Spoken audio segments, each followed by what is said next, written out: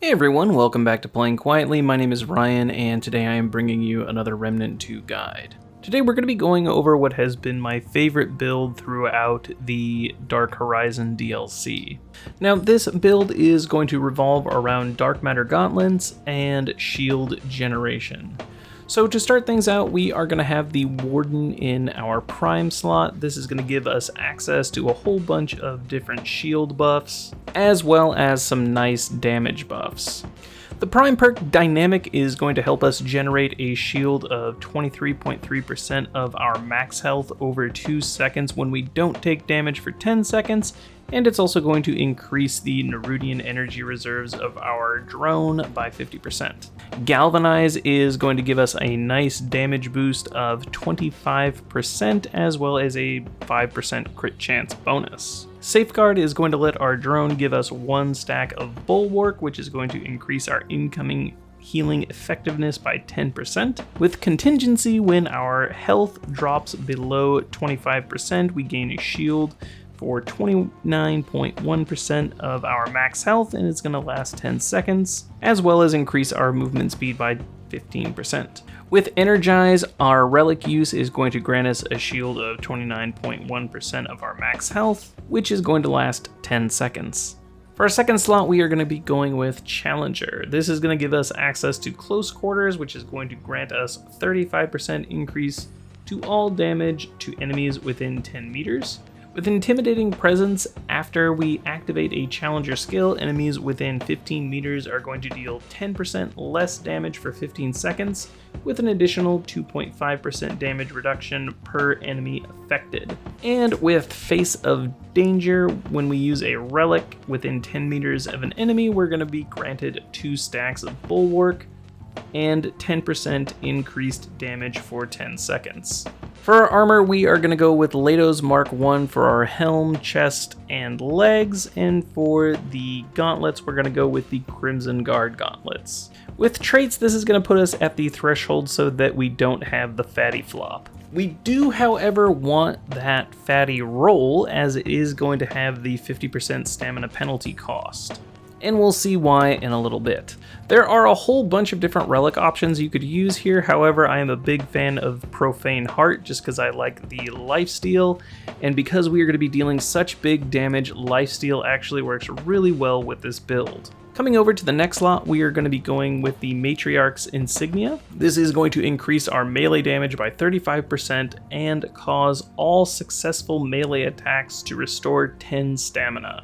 For our rings, first up we are going to be going with Rerouting Cable. We are going to gain 5.8% of our max health as shield for 5 seconds after spending 20 stamina, and that is going to work really well with our fatty roll as well as a few other things. For our next ring, we're going to be going with the Haymaker's Ring. This is going to increase our melee damage by 0.2% for every 1 point of armor encumbrance. We are then going to be going with the Fey Warrior Ring, which is going to increase melee damage by 15%.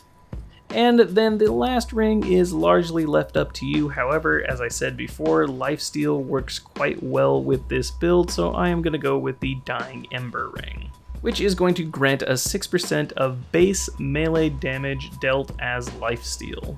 For our ranged weapons, they don't matter as much. However, I would recommend having at least one weapon with an open mod slot so that we can use Song of Aether. Now, the real star of our show here is going to be the Dark Matter Gauntlets. Again, this is one of my favorite weapons in the DLC, and we are going to be making these things hit like a truck. Now, the baked-in mod we are going to be using here is Killanova, and this is going to be our build's main source of damage. When we use a stationary charged melee attack, we are going to power up the gauntlets for 15 seconds. This is going to increase standard melee damage by 25% and cause charge melee attacks to release an 8-meter penetrating blast. Each blast reduces the duration. However, what we're really interested in is while the gauntlets are empowered, performing a charged melee attack during a neutral backdash gathers power for up to 5 seconds. Then fires a darkness beam that deals 618 melee damage every 0.5 seconds.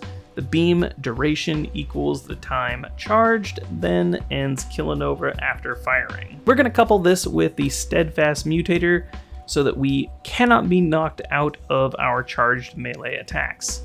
Now when it comes to our traits, we are of course going to have Barrier and Strong Back by default. After that, the things that we are absolutely going to want to have are Fortify and Vigor. After that, a lot of it is going to be down to what you prefer. However, what I would strongly recommend are 10 points in Siphoner and 10 points in Leech, 10 points in Bark Skin, 10 points in Expertise, 10 points in Regrowth, and 10 points in Triage, and dump whatever you have left into Endurance. Now let's take a look at what this build looks like in action. So as I said before, your ranged weapons aren't going to be playing a huge role in what we're going to be doing here. We are all about using our Dark Matter Gauntlets. Of course, we have the regular melee attack, but that is not what we are interested in. We want to hold our melee button to charge it up, and we are going to empower the gauntlets, and then we are going to be using our charge attacks constantly. So as you see there, we are dealing quite a bit of damage, but again, that's still not what we are interested in. We are going to be using the Darkness Beam. And as you see there, it deals huge damage, and it has quite a big reach on it. Now, not only that, but when we are charging our Darkness Beam, it doesn't show it here in the training area, but we are going to be draining our stamina, which is going to be activating our Rerouting Cable. So while we are charging up our beam, we're going to be creating a whole bunch of shield for ourselves. So let's go in and do a boss rush, and we'll take a look at what this build is capable of. Now I want to mention here that this is by no means any kind of unkillable build.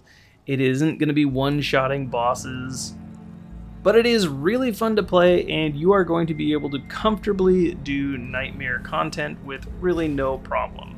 Now this is going to be a really good example of a really fun way to play this build, which is kind of to gather up a bunch of enemies and then we're going to burn them down all at once.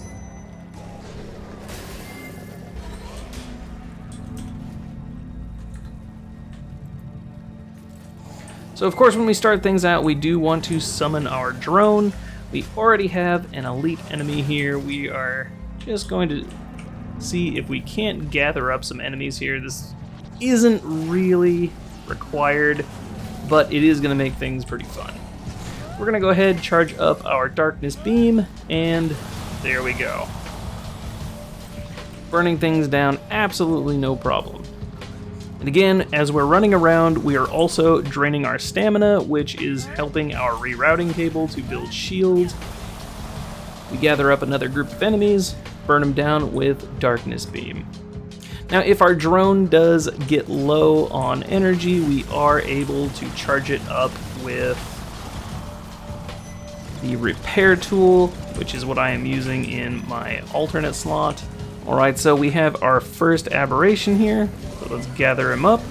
Now, this example here shows kind of the weakness of this build, and that is that we do have to aim the beam, which can be problematic at times.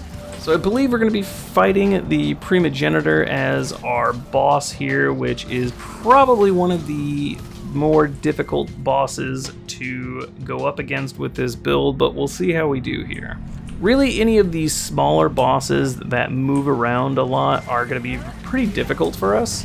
However, for this phase at least, it is going to be pretty easy.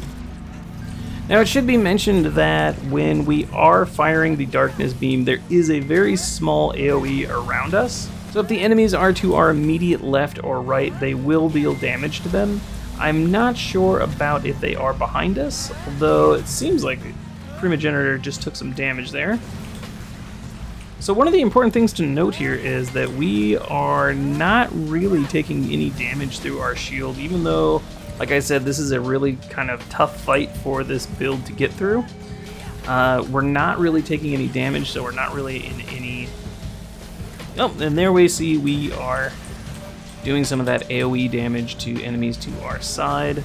And we also see the big reach on the beam there. So when it comes to the Prism, it's pretty straightforward. We are, of course, wanting to stack our melee damage as well as our melee attack speed, and of course, our shield. In our fragment slots, we are going to want to go with melee damage, melee speed, and shield amount. I would recommend going with the Fusion's Warrior, Rogue, Protected, and Tank. And then that last slot is going to be left widely up to you. In the legendary slot, there's a whole bunch of different things that are probably going to be really good. We will revisit that at a later point, I think. All right, guys, so I think that is going to do it for now. Let me know if there are any improvements that you guys think I could make to the build. If you found this video helpful or entertaining, hopefully I have earned your subscription. Don't forget to check back for new videos coming out all the time.